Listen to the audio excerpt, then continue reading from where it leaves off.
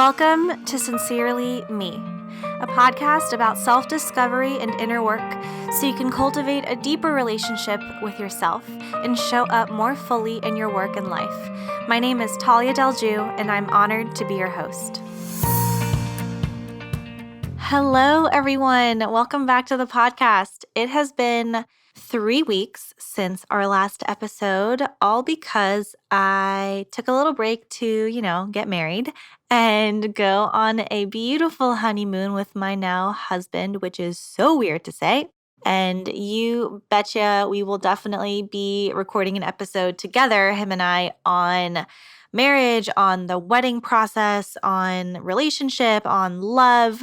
So stay tuned for some of that and some intimate details about the wedding itself. We are still on cloud 9, but yeah, we're back today hitting the ground running fast with this new episode on trusting your intuition. And I wanted to give some background to my beautiful guest, Kay Renee, who you will be hearing from in just a few moments. So Kay Renee is an intuitive coach on purpose who empowers people to connect with themselves, clarify their purpose, cultivate their intuition, and create plans to achieve their goals. So it's no wonder that her and I had a lot to talk about. Our work is very much aligned as coaches. She has been coaching and facilitating workshops and conversations for years now, and has also spent a decade designing and leading communication strategies for nonprofits and a whole host of other goodies. So be sure to check her out. Her website is k-renay.com, and she is up to some awesome work. So all that to say, we have a great conversation today on trusting your intuition, on knowing how to distinguish between your inner voice and fear, on how to really tap into your authentic desires. Lots of good stuff. So I hope you enjoyed this conversation and stay tuned for some exciting episodes to come in the few weeks and months ahead. Without further ado, here's my conversation with Miss Kay Renee Daniel. I'm so excited about this conversation because you and I clearly have such a passion for helping people connect to their inner selves. And you do this in so many different ways and in the work you do. And I think it's important for people out there doing this work to connect and to support each other throughout this work, because it's work that can feel so lonely, whether you're doing it as a coach or whether you're in the inner work of your own life. So I love that we're able to connect about this and talk about how we've done it for ourselves, but also how we support people in doing this work for themselves. Yes, absolutely. And it's messy work too. And so having support along the way is invaluable. 100%. And I would love to start there. I'd love to start with the messiness of your own journey, because you could share with me that, you've dedicated a lot of your own life to an inner journey toward healing and wholeness. And so I'd love for you to just take us down that path, if you would be so kind, and share a little bit about what that's looked like for you and how that's brought you to becoming the intuitive coach that you are today. Yes. So I would say several years ago, I experienced a lot of turmoil going on in my life. Though the intuitive piece has always been a part of my life, I'm going to talk about that particular part where I really went into an inner dive into my own self. And so around that time, I lost my sister very young, and in her 40s, which I see as being quite young, to brain cancer. And at the same time, I was in a very long-term relationship. So it was a lot of pain going on for me, grief, dealing with a lot of anxiety. And it was this point in my life where I realized that I was living a life in which it was not for me anymore. I didn't experience joy. And experiencing this process and this journey with my sister, I recognized that it might be cliche, but life is short, right? Mm-hmm. And so I really wanted to turn inward and do an inner dive because I was living out some toxic relationships. And also, I was treating myself in a very toxic way. Mm-hmm. And so I did what not many people do, which is turn to those bones in our closet that we collect in our closet, that shadow side of ourselves. I don't like to talk about negative emotions or anything like that or negative experiences. They're just dark. They're dark experiences, dark emotions. And I wanted to get my hands dirty and to start to heal and figure out what it is I really desired. So, what I chose to do was really isolate myself and in a healthy way. I wasn't fully disconnected from people. I was still connected in a way that people could find me and I would support them and show up.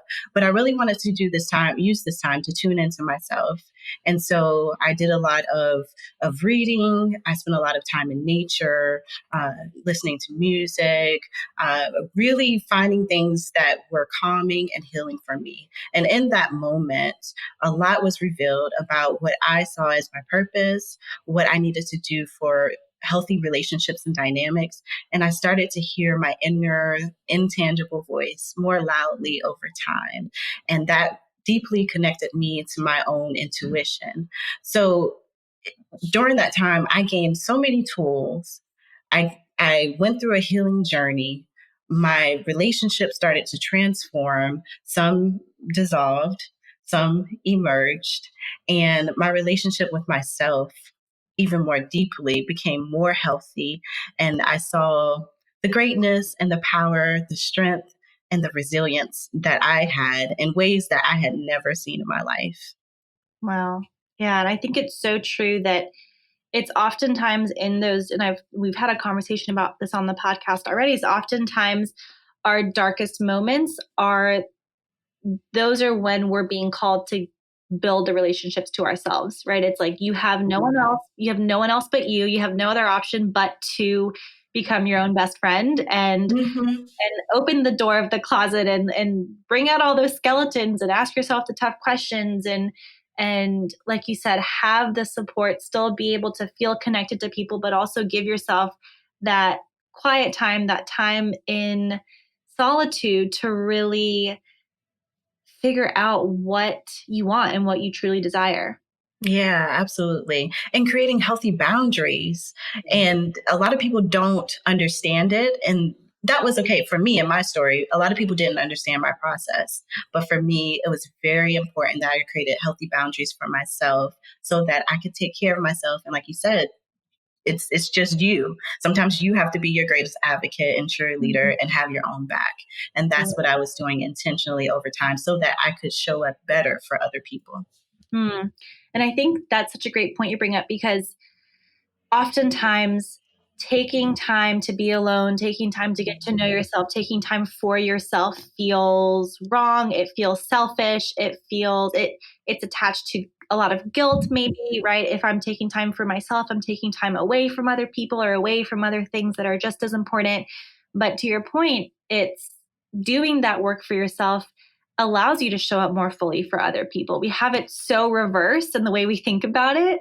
It's other people first and then whatever's left goes to me. Well, what if you thought about it the other way? What if first was you and that allowed you and fueled you to give even more to the people around you? But it's hard to give ourselves that permission a lot of times.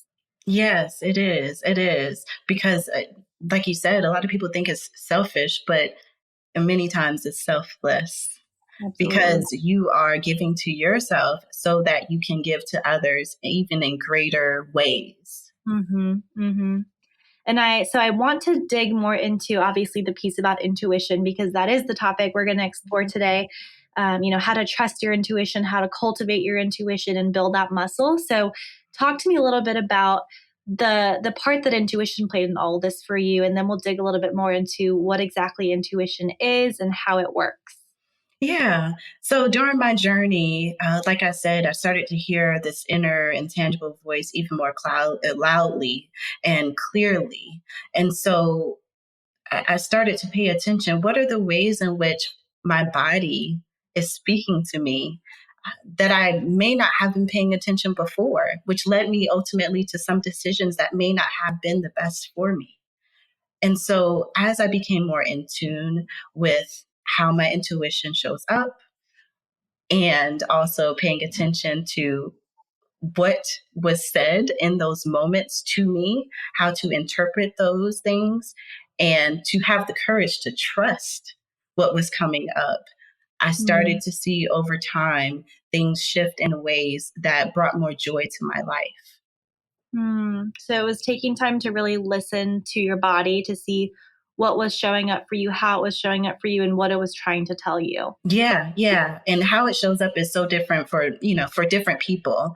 So Mhm. for me, there were these thoughts that would come up, recurring thoughts. Or for me, I'm a dreamer. I dream every night and I'm able to recall, well, everybody dreams every night, which some people say I don't dream. Well, because you can't remember your dreams. But I'm able to recall my dreams every night. And so that's another way to access intuition. And in those dreams, there are messages. And so these Mhm. thoughts, these dreams, paying attention to how my body feels in certain environments or around certain people, sometimes would indicate, hey, maybe this isn't a relationship or friendship that is most healthy and right for you. Or hey, there's something about this that you need to tune into. So there are just different ways in which it showed up. But yeah, tuning in and trusting, having the courage to trust. Yeah, and I think what's important to pull out from that is that it shows up differently for everyone, Mhm. right? So that's the work though. It's getting to know getting to know yourself and getting to know how your intuition's trying to speak to you or what and what it's trying to tell you. So one question that this brings up for me and that I get asked a lot too is how do you know when it's intuition and when it's fear? Because sometimes you'll hear a voice inside that will tell you to to do something, to not do something, whatever it is that it's telling you. How do you distinguish between a thought based in fear versus a thought based intuition? And maybe it's a conversation about like distinguishing between your head and your heart and your gut, but how do you distinguish between them, and how do you know when something is truly authentically coming from a place of intuition and trust or when it's coming from a place of fear or something else? Yeah, it's a great question because that's the challenge for many people, and that's what a lot of people have communicated to me. Well, how do I know? What if I'm wrong? Those are all the questions that come up. So when it comes to that, yeah, when thinking about your head, your heart, and your gut, so of course we all carry emotions and we have feelings about certain things. And so when we're tuning into our intuition, it's important to really be grounded and centered. Because when we ground ourselves and we center ourselves, uh, that gives us the ability to better access what is intuitively showing up. And when I say grounded or centered, I mean that we are able to set aside the emotions that we might be feeling at this present moment to just be in the moment, not think about what needs to happen, what just happened, but to just be present with yourself and with your body. And also, when things come up, having a conversation with yourself. Okay, I'm having this thought. Is this an intuitive thought, or am I having a feeling about this? Well, sometimes just simply asking yourself that question, you will just automatically just know. You will automatically just know. But when you're thinking about your heart, okay, so your head is based on logic, right? You're looking at, okay, there's something that I can look at that says this is what it should be. There's something tangible that indicates this is what it should be. Your heart is showing you, hey, I'm feeling fear right now. I have this anxiety. I have this tension in my body. And your gut may be telling you, hey, even though you have this going on and you have this fear, this is still this thing that you need to do. I'm an adamant believer that regardless of how you feel and your emotions, whatever that thing is that your intuition is telling you, you will feel a strong pull toward that. And so even in the midst of your fear, you'll have this tug that says, hey, you still need to go down this route. You still need to make this decision. And I think what that brings up for me is that in is how hard it is for us to connect to our intuition and make those distinctions when we are in such a culture of busyness and productivity and noise Mm-hmm. and sound and chaos and content consumption, just all the things we're constantly inputting into our heads, and how this 100% requires you to press pause. Like, you can't keep up with all of that noise and chatter, whether it's mental or external, and expect to know what's best for you if you don't turn it off, whether it's once a day or once a month. Taking that time and space is critical, if not essential, to really being able to tap into your intuition, let alone trust it. Yeah, absolutely. And I also think that what I've heard from people that I've been in conversation with, I think people see it more of a task to connect to your intuition than it actually is. So I think that you can, if you make a practice every morning, let's just say 60 seconds in the morning, and you do this over time, and in that 60 seconds, you wake up and say, what do I need to know about today? What do I need to do different today? What choice do I need to make today? But whatever the question is that you're looking for an answer, and you listen and see what is the answer that comes up, and you trust that decision for the day, and you reflect on it at the end of the day and see how that panned out, and you do that over a period of time. That's one simple way you can see, you can pay attention to your intuition and build that intuitive muscle. Of course, on the front end, you'll need to assess, well, how does my intuition show up in the first place? But again, 60 seconds in the morning, that's just one simple thing. Or if you're making a decision at your job, I've done this. You're making a decision at your job, what's the best decision? And just seeing what comes up. It can be such a quick tuning in, but it takes commitment and it takes practice. And from what I've experienced, at least, I guess we don't learn to trust our intuition. We learn to value logic over everything else.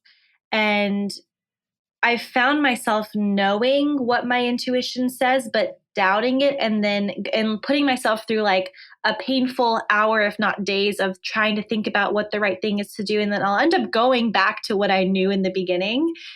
So how much time and agony could we save for ourselves in our lives if we just trusted from the beginning what we knew to be true for ourselves? I mean, that's like, I've wasted a lot of time. Yes, you're not the only one. I have too.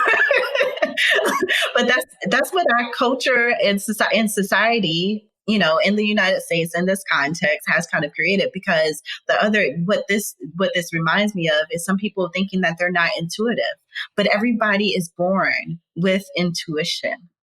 And what happens as we get older is that we unlearn what we inherently already had because of the busyness of life, because relying so much on research, something tangible that can prove, something that finds evidence. And so it's there. We just have to dig back into it. Yeah, remember what it feels like. Mm-hmm. Yeah. One thing that I've also noticed when I've started to try to tune into, what is intuitive energy versus just mental chatter or anxious energy, is feeling into what the thought, like the energy of the thought. So for me, if it's coming from a place of intuition, the energy of the thought is very calming. If it's coming from a place of fear or mental chatter, it has kind of this like high frequency, like anxious energy to it. So it's for me, at least, it's tuning into the energy of the thought and knowing, like, if the thought feels calming to me, that's an indication that I should follow that, because that positive emotion and that affect comes comes from within. That's what I want to feel. So for me, it's following the feeling and knowing that that's what it feels like for me, and trusting the feeling. Absolutely.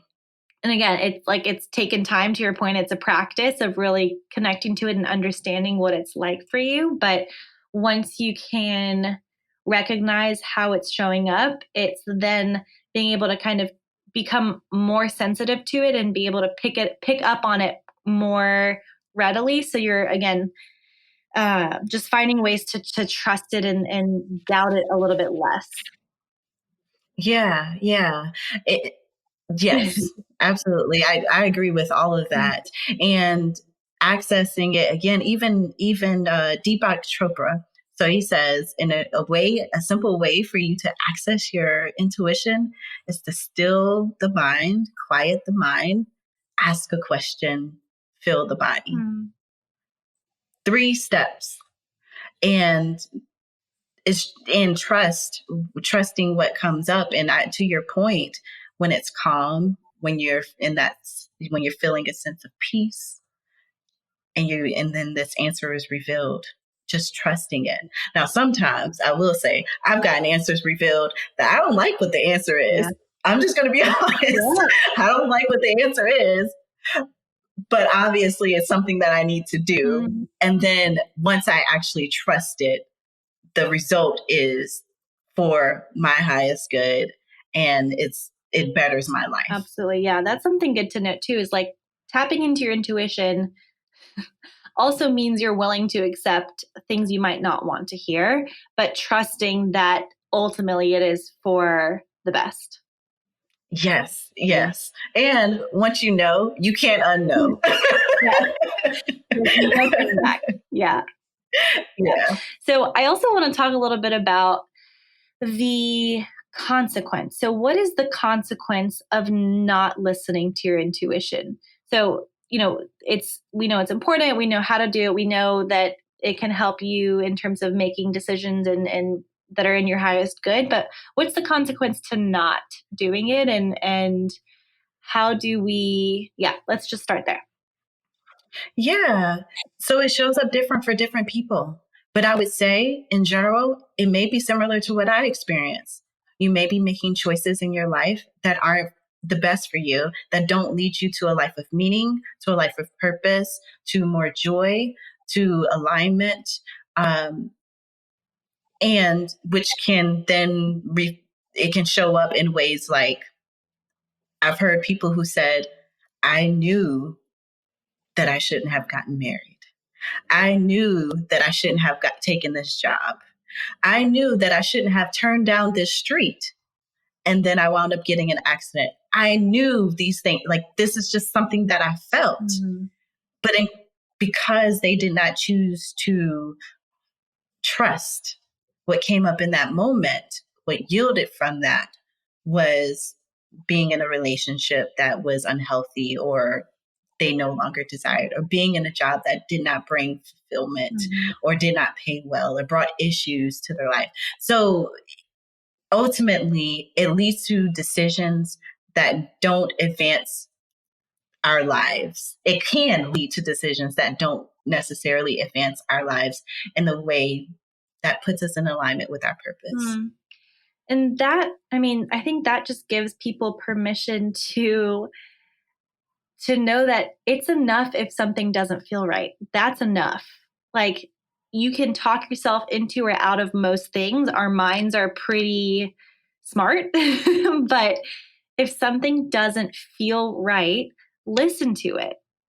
Yes. Yeah. Yeah, absolutely. And this shows up in personal and professional lives too, because it can show up in, oh, I knew I shouldn't have hired that person.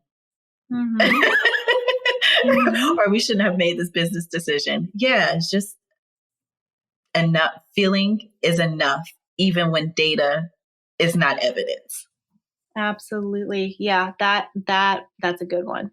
That was a good one.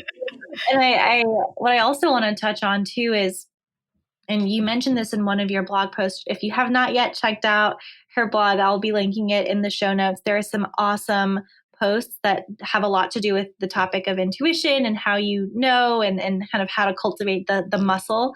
But one of the questions that you pose to your readers is, if you still say yes to something that you know isn't right, that doesn't feel right, that isn't from a place of intuition, why are you saying yes to it?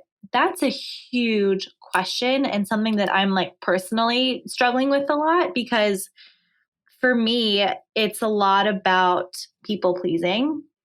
It's a lot about wanting to do what's quote unquote right, according to who, I don't know. And it's a lot about uh, assuming that people will feel a certain kind of way if I say no. So it's just assumptions. All of it's based on assumptions and fear.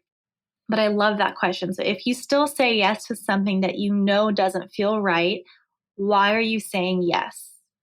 Yes. Yeah. Everything that you've named, I have also experienced that. Those have Mm-hmm. been reasons in which, like, why I've said yes, even when I knew I shouldn't have said yes. So, Mm-hmm. yes, the people pleasing. Um, it's not a question I think that people really kind of dig into, because Mm-hmm. also below the surface of that question is really getting down to the root cause of patterns and tendencies in a person's life. So Mm-hmm.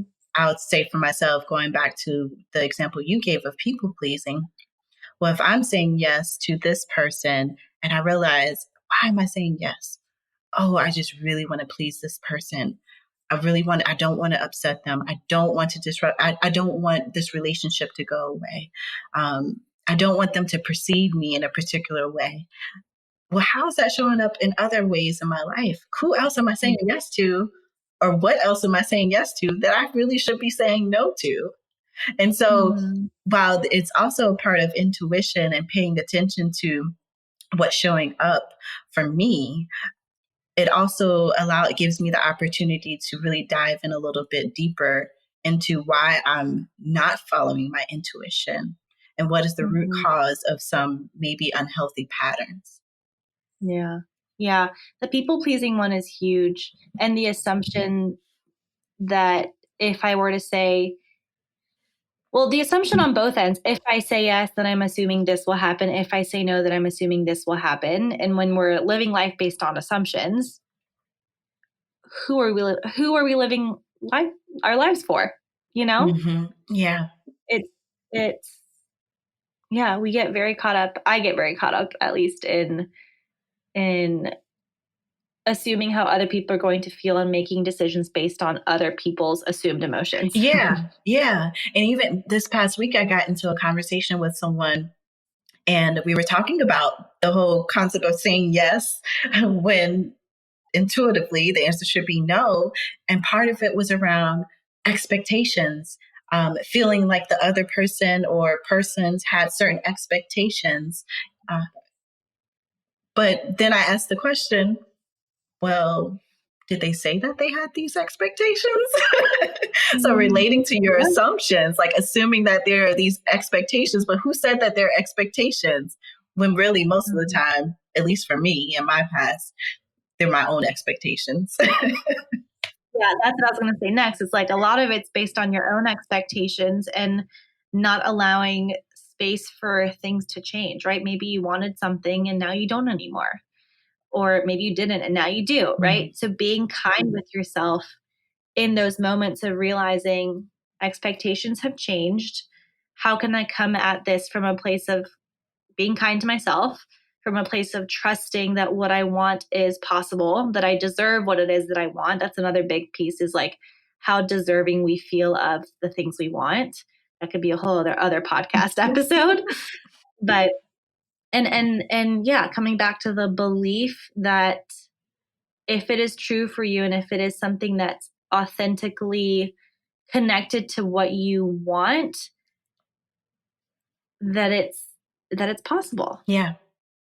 Yes, absolutely. even if there's all the evidence out there that it's not, right? And that's the danger. That's the slippery slope in all of this, is when we tell ourselves we can't have certain things or things can't be the way we want them to, we subconsciously or maybe consciously look for reasons for why we're right. Like we look for evidence to prove ourselves right all the time. Yeah, which is also a part of self-sabotage. 100%. Yeah. Yeah. Yeah, that's exactly what it is. And so I think something I encourage my clients to do a lot of times is, it's fine if you want to let your mind go to worst case scenario, look for evidence for why you're not right, whatever. But make sure you're also giving the other 50% of your time and attention to what if it did go right? What if this could work out for you? What if this was possible? And just let yourself dream, let yourself get excited about it and find evidence for the opposite of your beliefs, because the evidence is there for whatever it is you're looking for, good and bad, right? If you think the world is bad, there's a lot of evidence out there that the world is bad. If you think the world is good, there's also a lot of proof for that belief to be true. So, what do you want to prove to yourself? Yeah. Or what are you subconsciously proving to yourself in a way that's keeping you in a place of fear or doubt or just stuckness? It's not a word, but I like making up my own words. So I like it. I like it. Yes, all of that leads to ultimately what I talk to clients about is getting in your own way. Like you are it's self-sabotage and getting your own way. And also our perceptions can create our own reality. Like you said, anything you desire, you can find evidence to prove that point. But if you want to step outside of your comfort zone and maybe experience something greater for yourself, maybe trust that thing that you thought would never happen. I mean, if you look up, some of the most successful people or some of the successful people that a lot of people look up to, most of them stepped out of their comfort zone to do something different that they never thought that they could do, and they succeeded in it. And a lot of successful entrepreneurs also trust their intuition when everything and everyone proves them differently with evidence that can be found on paper or, documented research. But then they wound up making a successful lives for themselves.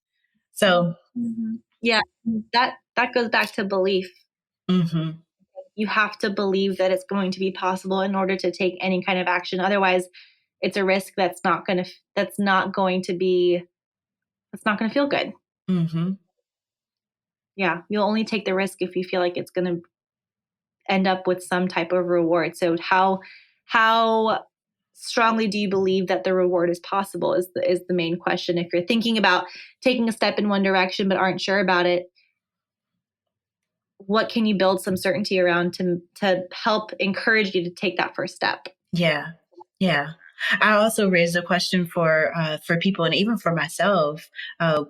What can you do with 60 seconds of courage that can prove that that thing that you thought wasn't possible is actually possible? Yeah.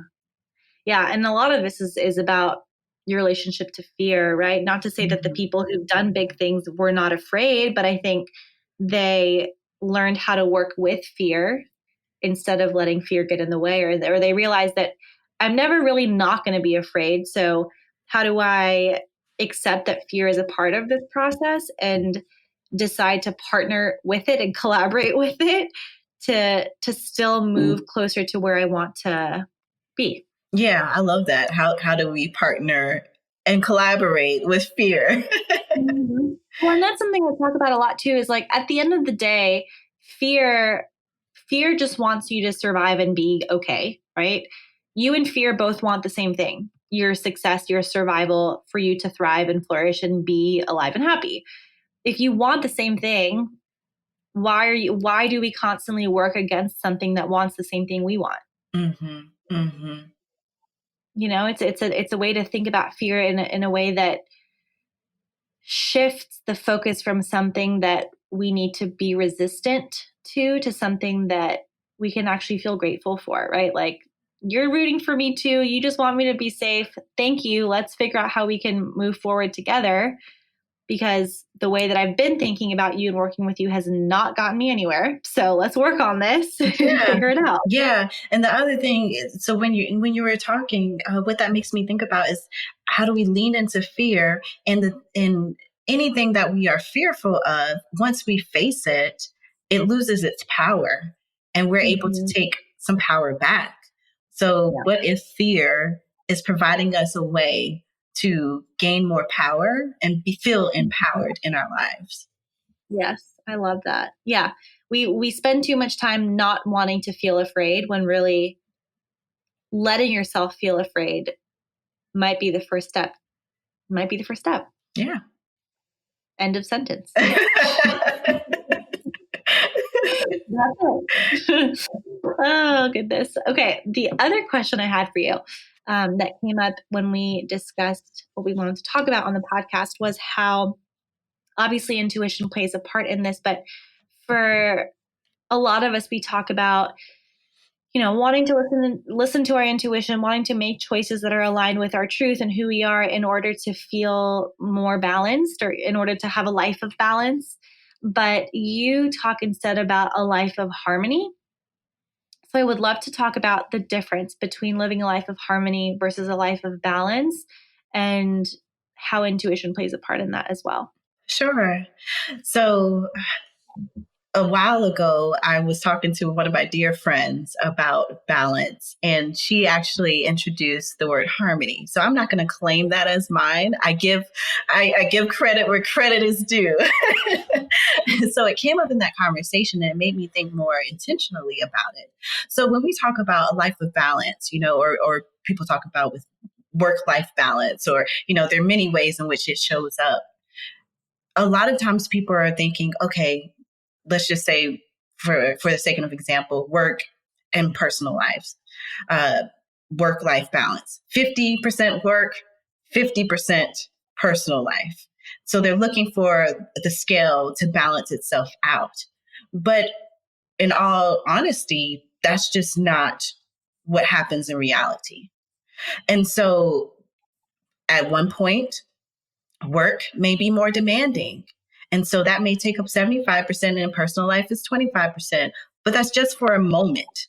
And then maybe at some point, personal life, kids, partner, siblings, whatever, something comes up and that's pulling you more from your work focus.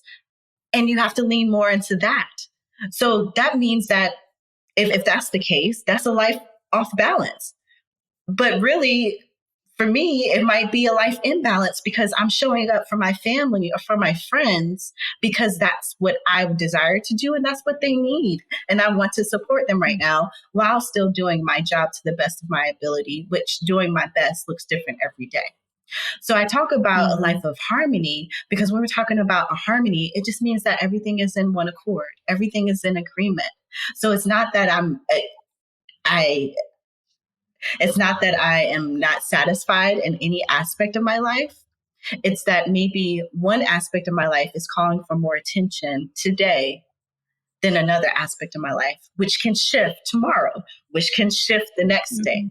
But as long as everything is in agreement with one another and is in one accord, and I feel balanced and I feel balanced as an individual and centered, and I'm okay with how everything is working out today, that's what matters the most. And so that's what I mean when talking about a life of balance versus a life of harmony. In my mind, a life of balance is not realistic. A life of harmony and a life in harmony, that's more realistic. And I'll pull a conclusion from that to say that a life of harmony is more likely maybe when you are more connected to your intuition and making choices that actually are authentic to you. Yes, absolutely. And it makes me think about that means we're not saying yes, saying yes to places where we don't need to say yes to. And we're using our intuition to guide us into the choices that we're making in our everyday life and maybe how we need to show up in certain spaces and places in our life. And what are the best decisions that we need to make for ourselves and how we need to care for ourselves, our inner selves, and for our bodies in those moments. So it's probably, again, safe to assume that trusting your intuition is a big part of living a life of significance for you.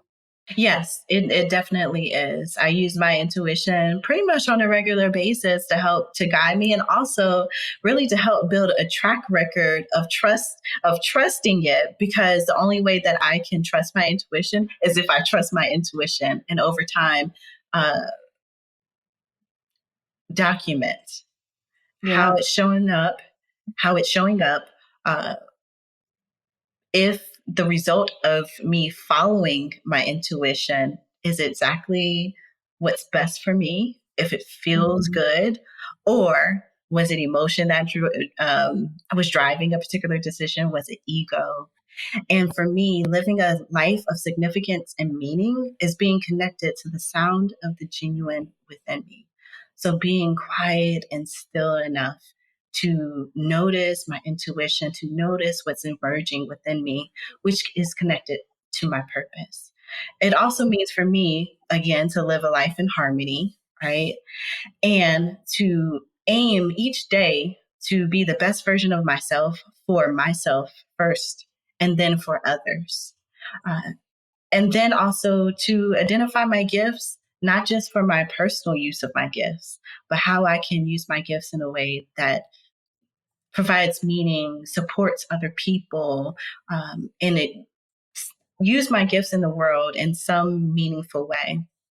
And then the last piece is around finding joy and gratitude in all moments, even in challenging moments. That for me is creating a life of meaning. That was beautiful. That sounds like quite a full life. It's not always perfect. It's not always in alignment, but that's what I strive for. And that's what it's about is the ongoing pursuit of all these things, right? It's Mhm. never done. It's never over. It's never like, okay, I've achieved success. I'm done now. My life is now significant. It's a daily practice, a daily intention, and a daily, um, way of being. Mhm. Absolutely. Amazing. Awesome. Well, my last question for you, in the spirit of the podcast, if you could talk to yourself at any point in time, you are all too familiar with self reflection and inner work from what I've learned about you.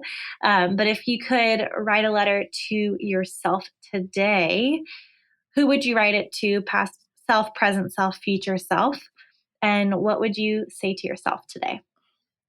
That is a great question. And I've done this practice in therapy and personal reflection and all of that. But today I'll focus on a different time, which I would go back to my early 20s, um, especially at the turn of teenage years to a life in the 20s. And it was quite challenging for me in during that time period. And so I would say to myself, dear Kimberly, you are enough. And in moments of challenge, remember that you are stronger and more resilient than you know. Be gentle with yourself, love yourself, remember who you are, the you that you define, and no one Mm, else. amazing. I want to clap. I'm clapping. So beautiful and so powerful and so much of what so many of us need to tell ourselves. Yes, yes. And a lot of times we lean into what a colleague and friend has said to me before, the itty bitty shitty committee in our heads Mm-hmm. that we allow Mm-hmm. to guide us in each day. Um, and it guides us and derails us from the path that we're supposed to be on. So, Yeah. how do we change that inner dialogue to Mm-hmm. be more positive? And that's what Yeah. I lacked one of the things that I lacked in my early 20s. Well, you've learned through all those experiences how to show up for yourself now. So Yes, that is growth. definitely, definitely. And an ongoing process. Absolutely. Wonderful.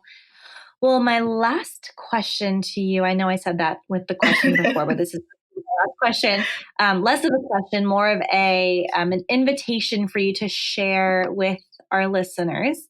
If they were to take everything they learned and heard from the episode today to write a letter, who or what could they write a letter to when it comes to intuition and trusting themselves, that they could maybe put into practice after listening to the episode? That's a wonderful question. I would recommend that they write a letter to themselves in their current moment, um, because acknowledging we can't go back to the past and change what we didn't trust in our intuition, but we can change that presently. And so, a letter to yourself, giving yourself permission to tune in, to trust, even when it makes no sense, it seems like it makes no sense, to be courageous in that moment, and to trust that ultimately whatever is coming up for them will lead them to a path that is purposeful and meaningful. I hope you all enjoyed that conversation with the delightful Kay Renee. If you want to follow along her work, her life, you can find her on Instagram at coach_Kay Renee. That's KRENAY. And other news, the Inner Work Circle is, as you know, launching and starting in August. We have a few spots filled already when early applications went out for those who had joined the waitlist. And I will be announcing the application live date next week. So stay tuned for that as well. If you haven't listened to any other episodes yet, just for a quick overview, the Inner Work Circle is a year-long program for women who are ready to take a full year to build deeper relationships to themselves. It's a year of self-development, discovery, inner work, and spiritual growth. Once a month, we come together for virtual online group coaching sessions. In between monthly sessions, there are exercises, worksheets, meditations that you're getting. And then twice in the year, we meet as a small group in person for 3-day long retreats. If you can't tell, I am so beyond excited about this group and so humbled by the early applications that have come in by all of you wonderful women who've joined the waitlist. It's why I do this work. It is for you all. So thank you. And last but not least, if you decide to write a letter to yourself based on this episode or any other episodes, you can send those letters to us at sincerelymepodcast@gmail.com. We love reading your letters. We love sharing them as well. So if you all send them, we tend to choose a couple to share on episodes in the upcoming weeks. So feel free to reach out to us and share the work you all are doing on your own journeys. Thank you all for tuning in. May you spend the rest of today and the rest of this week tapping into your inner intuition, listening to your inner voice, and getting a little bit closer to yourself. We'll catch you on next week's episode. Sincerely,